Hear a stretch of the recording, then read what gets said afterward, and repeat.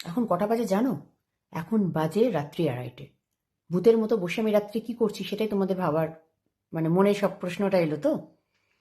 প্রচণ্ড খিদে পেয়ে গেছে, হঠাৎ করে খাবার এত তাড়াতাড়ি হজম করে ফেলেছি আমি নিজেও টের করতে পারিনি, আমি একদম নিজের টেরই পাইনি। সোজা শটাং ফ্রিজটা খুললাম, দেখলাম ফ্রিজের মধ্যে কেক রাখা রয়েছে। ব্যাস একদম দেরি না করে একটা বাটি চামচ নিয়ে কেকটা নিয়ে ঝাঁপিয়ে পড়লাম।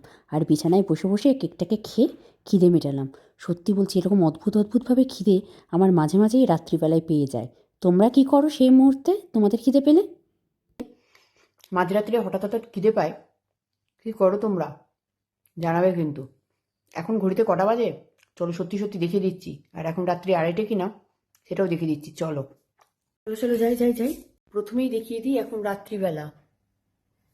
জানলাটা খুলে দেখায়, প্রমাণ। এরপরে দেখাবো এখন কটা বাজে।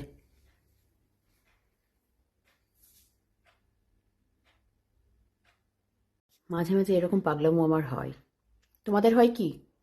যদি হয় অবশ্যই জানিও। আর তোমরা কি খাও তখন সেটাও জানাবে। শান্তি, এবার একটু ঘুমিয়ে পড়ি। টাটা, শুভরাত্রি। এবার বাবা শান্তিতে ঘুমিয়ে পড়ি, ইয়ে।